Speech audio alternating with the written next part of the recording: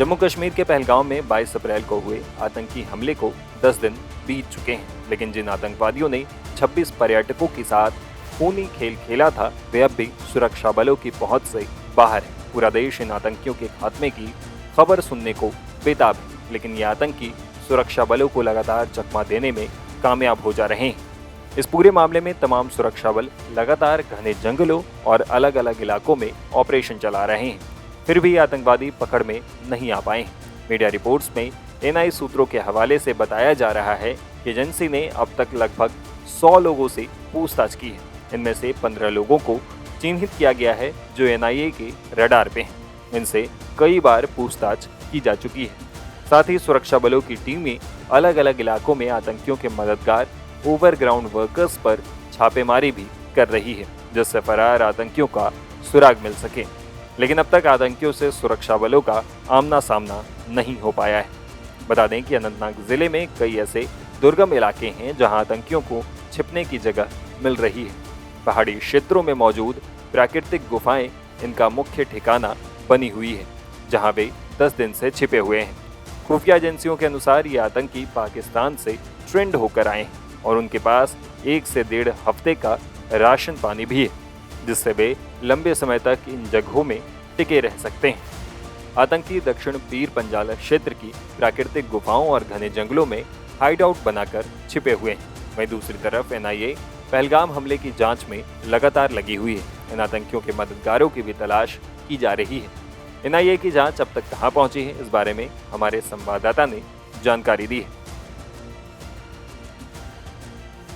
कैसे इस पूरे मामले में पाकिस्तान की आईएसआई लश्कर का हाथ साफ तौर पे था और लगातार जो ये आतंकी थे वो पीओके में अपने हैंडलर के संपर्क में थे। इतना ही नहीं, हाशिम मूसा और तलहा भाई का नाम जो है वो सामने आया है कि ये दोनों जो हैं वो आतंकी वारदात में शामिल थे और दोनों पाकिस्तानी नागरिक है। यानी जिस तरीके से ये बात लगातार सामने आ रही थी कि कैसे पाकिस्तान ने इस पूरी साजिश को अंजाम दिया, पाकिस्तान के इशारे पर ही ये इन आतंकियों ने इस पूरी वारदात को अंजाम दिया। साफ तौर पर प्रारंभिक रिपोर्ट की अगर देखें तो इसमें साफ तौर पर जिक्र किया गया है लश्कर, आईएसआई और पाकिस्तान आर्मी के सबूत जो हैं वो साफ तौर पे मिले और ये बात भी साफ तौर पे पता चला है कि कैसे ओवरग्राउंड वर्कर की मदद से इस आतंकी वारदात को अंजाम दिया गया। ऑन रिकॉर्ड 150 लोगों के बयान दर्ज किए गए हैं,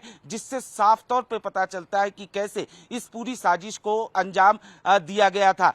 हाशिम मूसा का नाम पहले ही सामने आ रहा था। हाशिम मूसा जो करीब 1.5 साल पहले घुसपैठ कर भारत में आया था और हाशिम मूसा जो है वो लश्कर का कमांडर रहा है और साफ तौर पे हाशिम मूसा की बात करें तो पाकिस्तान आर्मी में भी उसने काम किया है। यानी हाशिम मूसा जिसे पाकिस्तान आर्मी ने बाकायदा लोन दिया था लश्कर को, वो लश्कर के इशारे पे भारत आता है। और हाशिम मूसा की बात की जाए तो ये कोई पहली आतंकी वारदात नहीं है जिसमें उसका नाम सामने आया है। इससे पहले भी कई आतंकी वारदातों में हाशिम मूसा का नाम सामने आया था। लेकिन जिस तरीके से जांच रिपोर्ट में यह भी सामने आया कि कैसे हथियार को बेताब घाटी में छिपाया गया था और जब तीनों जगह की रैकी की गई, उसके बाद बैसरन घाटी को चुना गया, उसके बाद हथियार बेताब घाटी से बैसरन घाटी जाता है और उसके बाद आतंकी जो हैं वो इस वारदात को अंजाम देते हैं। यानी निश्चित तौर पर प्रारंभिक जांच रिपोर्ट से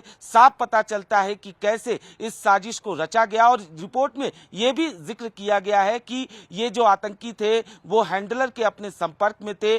पीओके में जो इनके हैंडलर थे उससे लगातार दिशा निर्देश ले रहे थे। इतना ही नहीं, सैटेलाइट फोन का इस्तेमाल किया गया, एक स्पेशल डिवाइस का, चाइनीज डिवाइस का इस्तेमाल किया गया ताकि इनके जो चैट्स हैं वो डिकोड न किए जा सके। सैटेलाइट फोन के इस्तेमाल इसलिए किया गया ताकि इनकी बातें कोई न सुन सके। यानी पूरी एक योजनाबद्ध तरीके से इस पूरी साजिश को अंजाम दिया गया था और जांच रिपोर्ट में यही तमाम चीजें जो हैं वो सामने आई हैं।